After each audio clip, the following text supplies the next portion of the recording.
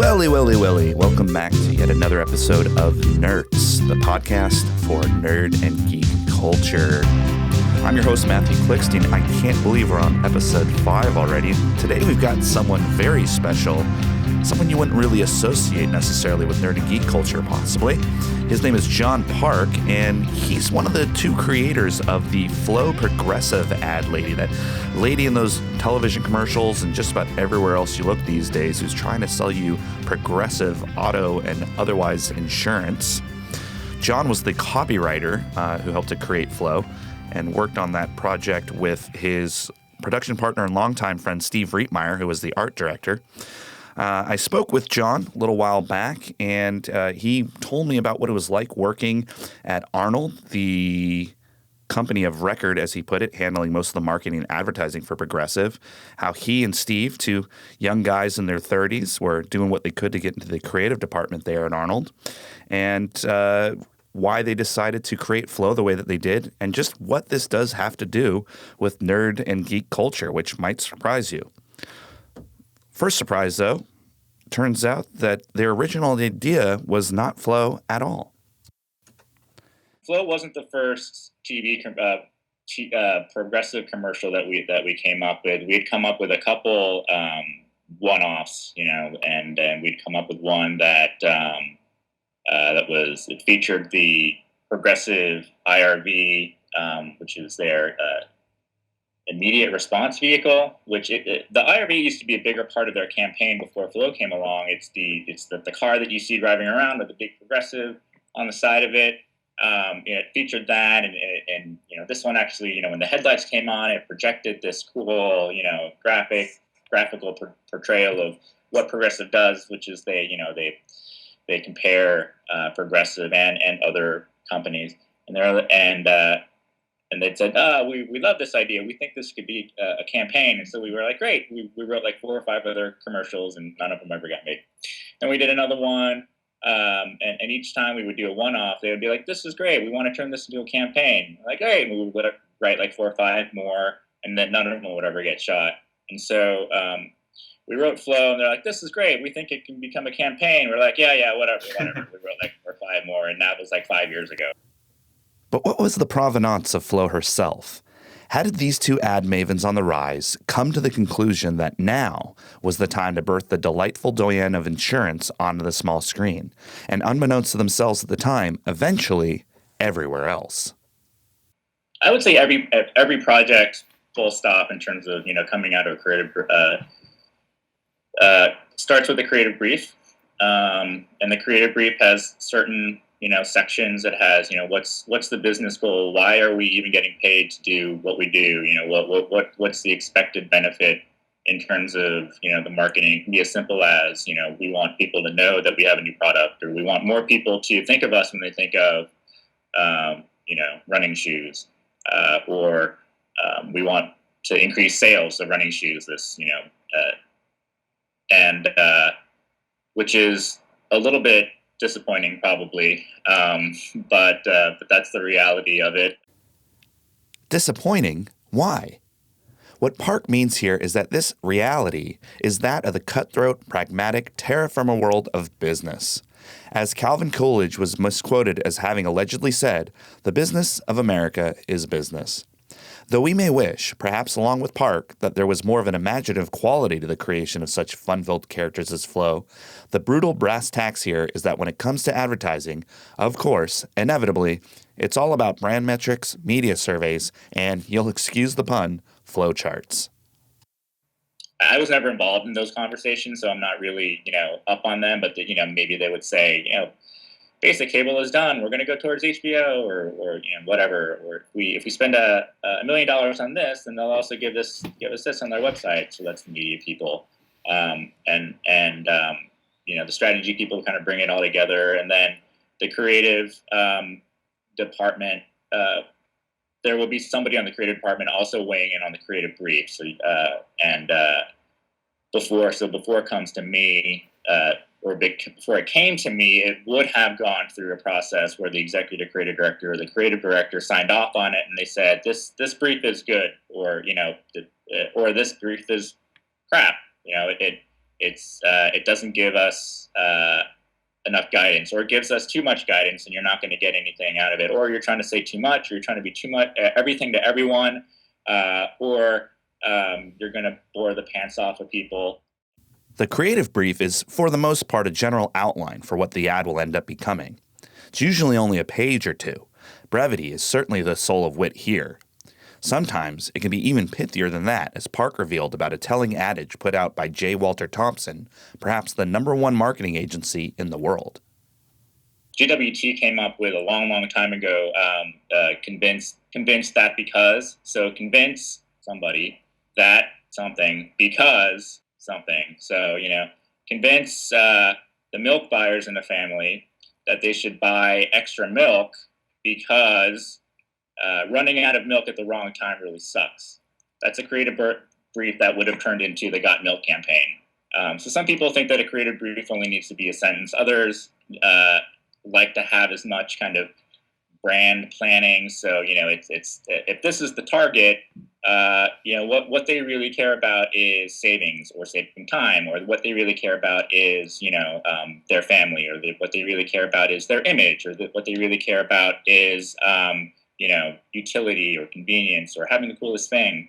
And so it usually goes in there, and then it's kind of like, okay, if you're the type of creative that holds that back. I mean, there are a lot of people who wrote TV. There were some people who were crazy that wrote TV commercials that never watched TV because they thought that watching commercials would kind of shut down their brain. Like, this is what a TV commercial needs to be like, and what they needed to come up with kind of TV commercials that nobody had ever seen before was to not cloud.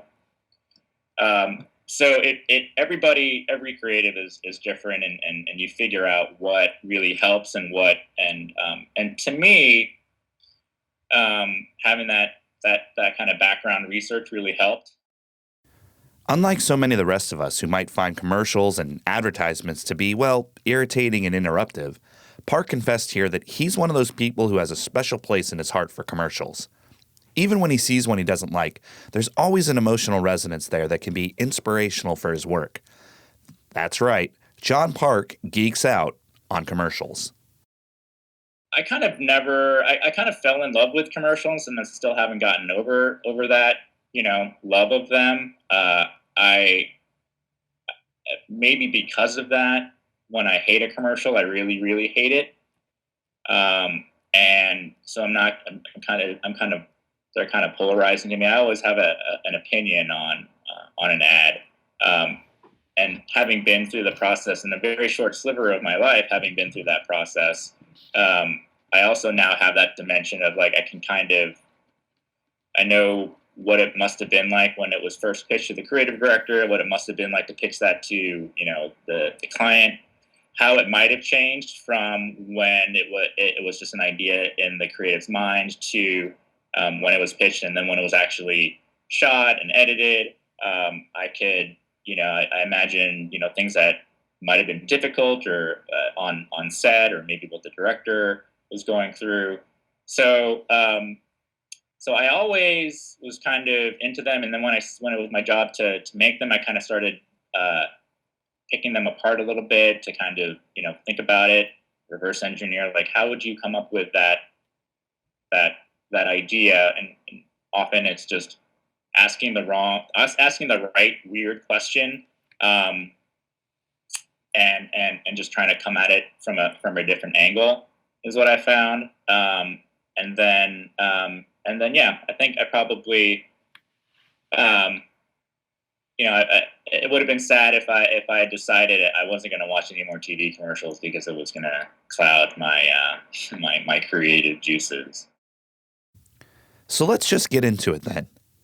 What was the creative brief like for Flow?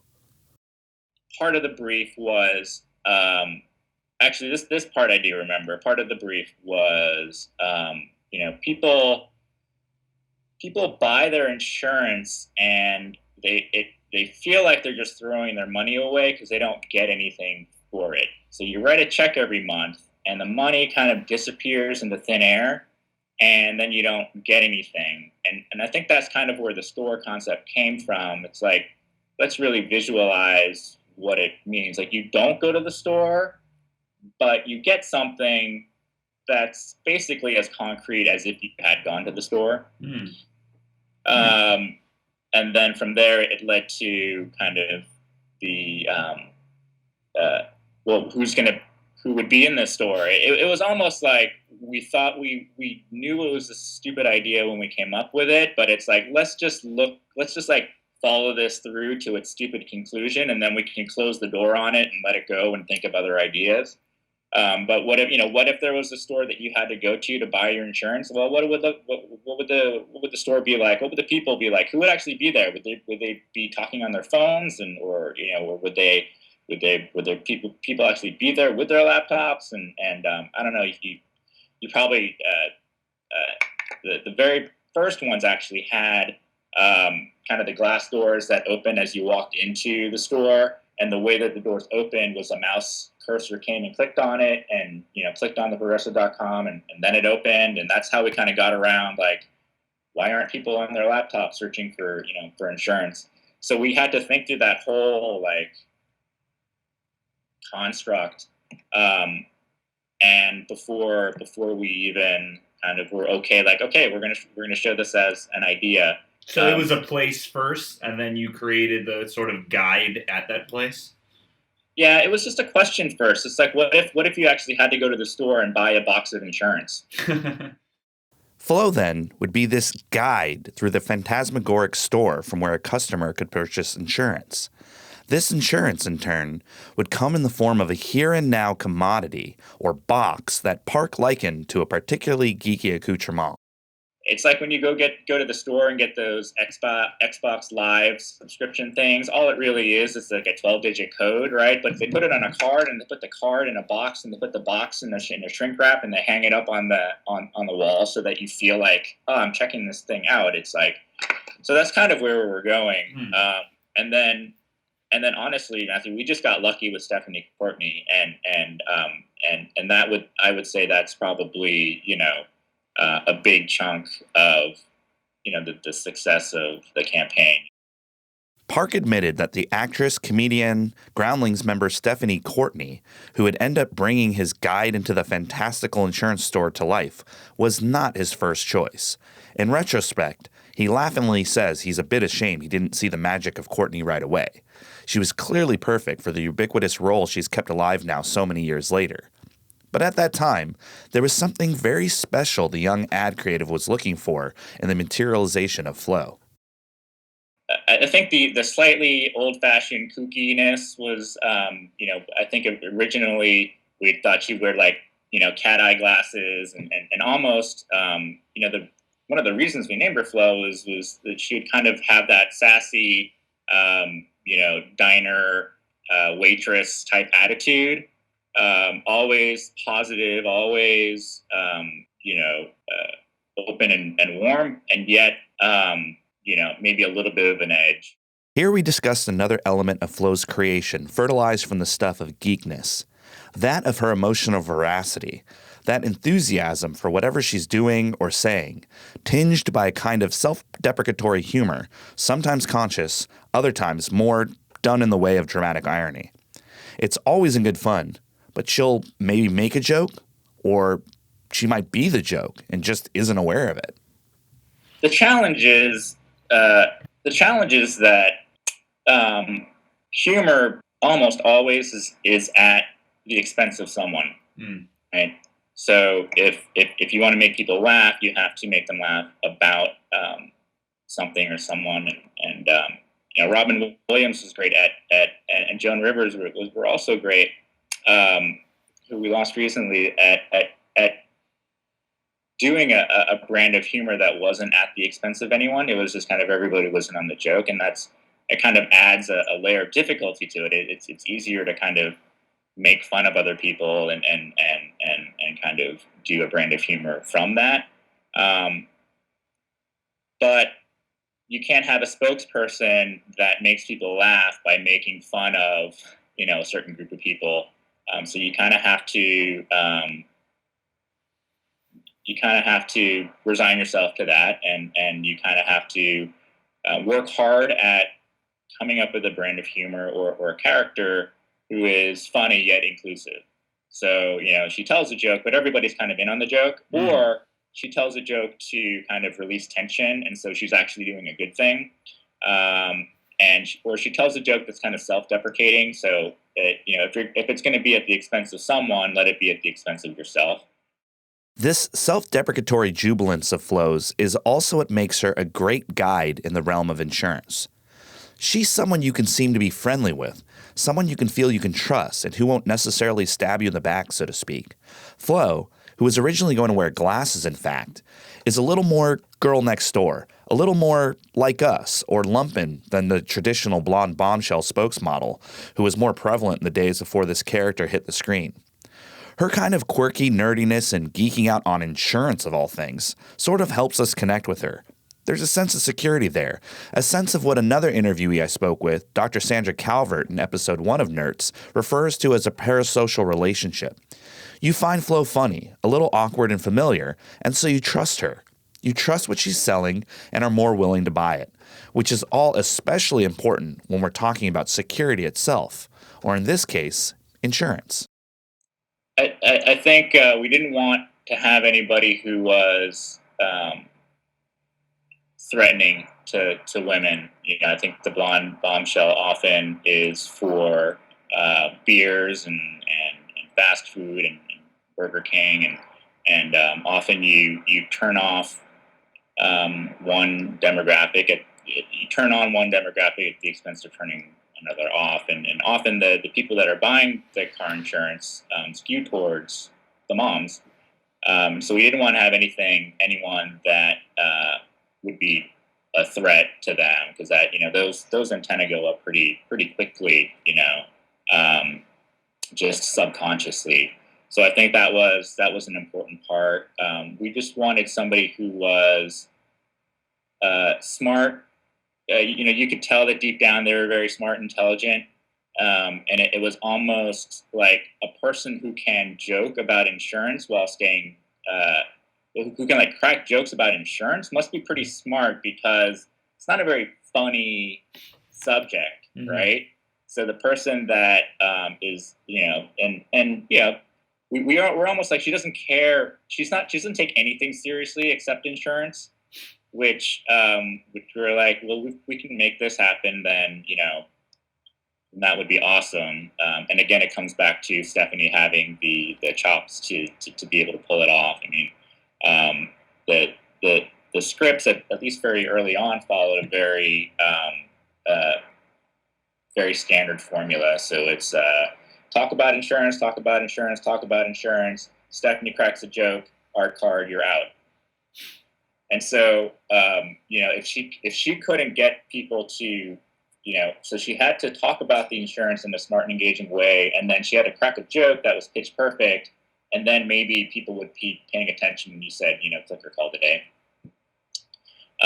So that maybe is where the quirkiness, necessitated from. You kind of have a quirky visual interest and expression, because for the first 50-60% of the commercial, you're talking about how if you bundle, you'll save money, and that includes homeowners insurance. And you have to say the word insurance. It's almost like when that person told Stephen Hawking that every equation he put into a brief history of time would reduce the number of book sales by 50%. It's like every time you say the word insurance in a TV commercial, you lose half your audience. Without using the term itself, Park agrees there's a definite kind of parasocial relationship here with Flo that is extremely important when it comes to distinguishing oneself in the selling of a product. Insurance is boring, and no one wants to watch a commercial about it. But if they are quote-unquote friends with Flo or connect with her in some way, they'll watch what she has to say just to see what she does next, especially when, hey, she might crack a funny joke. And meanwhile, they're learning about Progressive insurance while listening and watching. I would talk to people about Flo, and they would be like, oh yeah, Flo for Geico.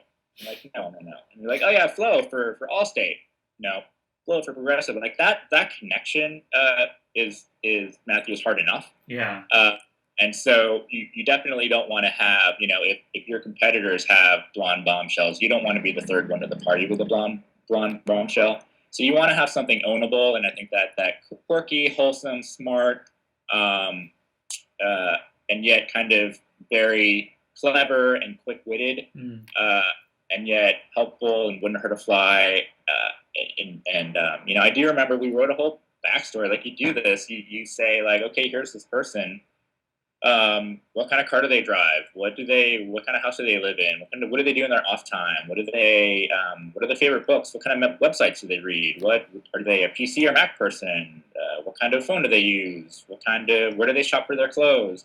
Stuff that you would never use in a TV commercial, but stuff that helps you as you're writing to kind of say, all right, this is a real person. And, it probably happens with novelists too. They write a bunch of stuff that's backstory that doesn't actually make it into the final, but it really helps them as they're developing the character and writing about them. We went through that whole exercise too.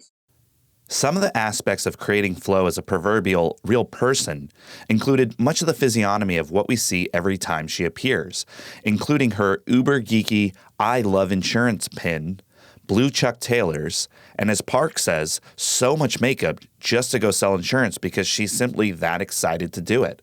All very intentional.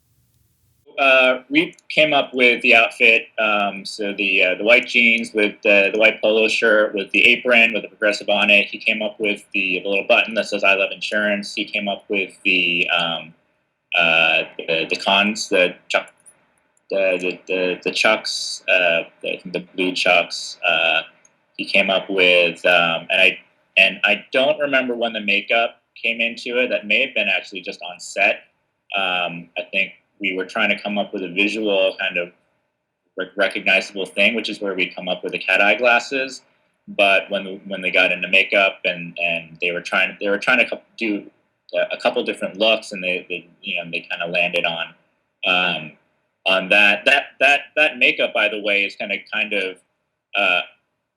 I think is going to kind of help Stephanie when she's all done with this to kind of not be. She doesn't have to be the Dell dude, dude, you're getting a Dell person, because without the makeup, she doesn't, she's not as recognizable as Flo. And as we already discussed, this makeup of Flo's has another purpose too.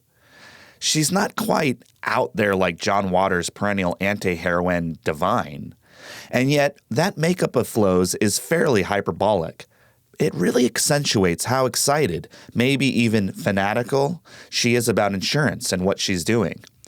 It definitely lends something to her squeeing fangirlness over, of all things, car insurance. P.S. For the skeptical listener, here's where John himself admits to the geeky quality of Flo's personality.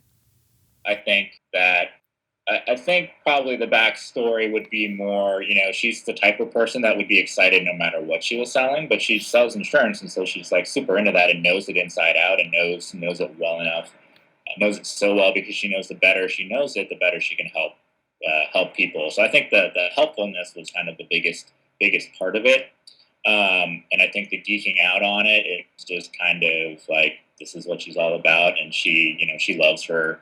She loves her 9 to 5 just as much as she loves the 5 to 9. Of course, we can't talk about Flo without bringing up the big ol' white elephant in the room. Let's be honest, gang. There's a certain sexual appeal to this character. In all that geeky, awkward quirkiness, all that makeup and enthusiasm, there's something subtly prurient about Flo. In fact, my good friend Dr. Mike Anderson wrote his doctoral thesis on sexuality, analyzing the fantasies of 500 different people, and he told me the number one celebrity fantasy was, you guessed it, Flo. One would think this would have been intentional on Park's part. Make her sexy and she'll sell more product, right? But no. Remember, she's not the prototypical blonde bombshell sales model. Flo's something else. The sexual thing? Sort of an accidental byproduct. I would say probably 90% of that was unintended. Maybe not maybe not unintended, but it wasn't on our list of top 2 or 3 things that we wanted her people to think about when they thought of her. We were going for helpful, quirky, smart, positive, clever, funny. The idea of the kind of emotional attraction or that sexual energy. As far as I recall, that I don't think we ever kind of brought that up, because that would have been a third rail from the client's point of view too. It's like we need to sell insurance, and I don't see where the the bombshell factor helps us sell more policies, right? Except for the fact that they would make her more rememberable. How much of this byproduct of the character is a sign of our times, though? After my interview with Suicide Girls co-founder Missy Suicide, I found out that their recently released book was called Geekology. That's right, a book of scantily, if at all clad young nymphetic gals, all geeked out, holding old-school Nintendo controllers and talking about their favorite Star Wars episode. There are plenty of what some call beta females as leading actresses today who imbue a more realistic and sometimes even awkward or geeky girl-next-door appearance. We see this more and more with male actors and celebrities too. Does Flo's allure as an alternative spokesmodel say something about where our culture is going overall when it comes to what we find or don't find attractive? I'm not sure when the transition happened from the era of the jocks to the era of the geeks or nerds. But I think it definitely predates what we were trying to do with Flo. I think if she was riding a wave, it would be that one. It's it goes back to the product too. Like, there's nothing wrong with comparison shopping. It's from the era of the jocks would just be, I got an agent, we play golf together, and he's awesome. And the geeks are like, I got an Excel spreadsheet, and I've got, and I compare them, and I figure out, if I can save 2% here by doing, automatic drafting, then that, but then my bank chart, like, I think that transition from one to the other made us feel more comfortable that we could have somebody who exuded, smarts and, think for yourselfness and do a little bit of legwork to get a better deal-ness, as opposed to would want to drink beer and hang out and play golf with itness, which is kind of the earlier paradigm. Right. And I can't believe I just said paradigm. Still skeptical of Flo's connection to nerd culture? Well now, let Park do like Bob Dylan and bring it all back home again. There was a revolution where it was, you could replace, 10 people with one person running a machine, and then you could replace 100 people with one person running a computer, and that revolution was starting to happen too, and I think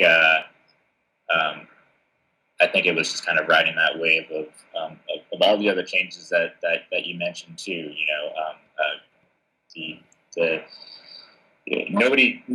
Everybody knows about Comic-Con, whatever you think about it, and Comic-Con is this cultural force that I would put up there with the Super Bowl. Right. You want to talk about jocks and geeks, that whole in terms of the mass media, obviously Comic-Con is going to become, it's going to be in the third block of the evening news, if anything, and the Super Bowl gets coverage for three weeks straight.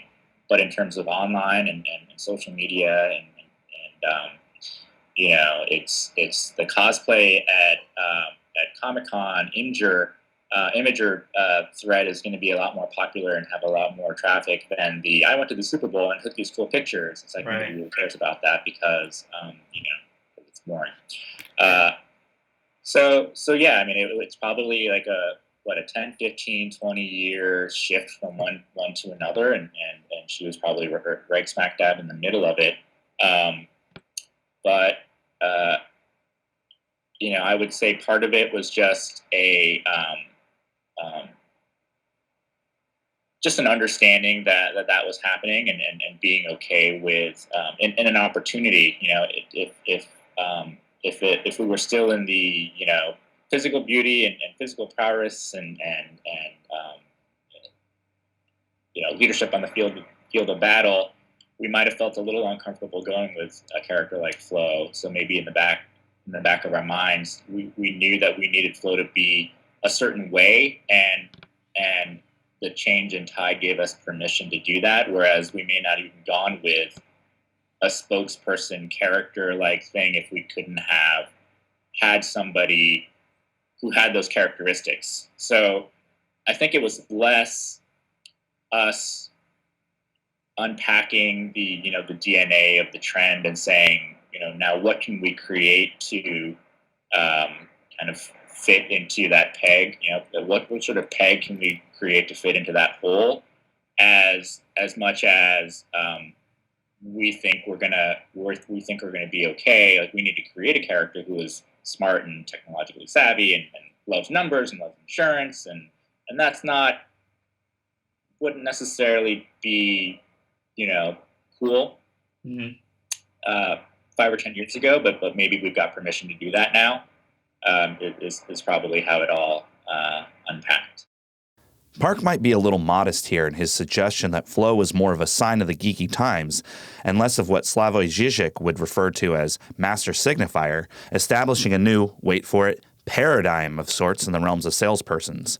After all, it wasn't until after Flo that we began seeing a real influx of similar kinds of characters, like that quirky AT&T commercial figure Lily, who's almost a carbon copy of Flo in looks, personality, and overall message. This is what is called mimetic isomorphism, the process through which a business emulates another based on the first business having found success doing a certain something or other. A handy-dandy euphemism for, essentially, one business ripping off another's successful idea. In this case, as Park says, the business attitude of, quote, geek is gorgeous, unquote. I think you and I both know that, Fortune 500 companies, you want to build a brand and you don't want to make any mistakes, but you also kind of want to be, accessible and identifiable to as big a swath of culture as possible. And so yeah, I would say that, without going back and seeing who else was kind of out there in the cultural landscape, I would venture to guess that she was one of the first to kind of embrace that kind of geek is gorgeous, and no doubt that other teams who were trying to pitch a certain type of spokesperson maybe had a little bit easier of a time by saying, hey, look at Flo. She's kind of geeky, and yet people are drawn to her, and she's kind of got a cult following. Maybe we can trap that lightning in a bottle too, by applying it to cell phones. Her lightning in a bottle is a little bit kind of like endearing, that she's that she can remain perky and excited and enthusiastic in a job that most people would kind of poke their eyes out at. Maybe there is something to this, maybe exciting, maybe insurance is exciting. And I do remember that being a brief. Insurance is exciting insurance. And it's like, well, I'm really going to earn my keep on this one because now I have to make, insurance exciting. Turns out all you have to do is invent a person who's really excited about insurance. All right. We got through yet another episode of Nerds. Mighty proud of you. I want to send out some big old thanks here to, of course, John Park for talking with us. I want to again thank the Lawrence Public Library and especially Ed Rose for helping us out with some of the technical aspects and the recording of some of the extra stuff that was used here. Of course, I want to thank my musician and producer, Mark Johnston. Thank you, Mark. And I want to send out a big old thanks in particular to viewers like you, listeners like you. Remember, you can find out more about Nerds and hear some of our other episodes at nerdspodcast.com. That's NERTZ as in zebra podcast.com. Find out more about me, your host, Matthew Klickstein, at www.matthewklickstein.com. That's MATHEWKLICKSTEIN.com. And you can find out even more still about just about anything you want by stepping outside and looking at the world around you. Thanks again, everybody. Have fun.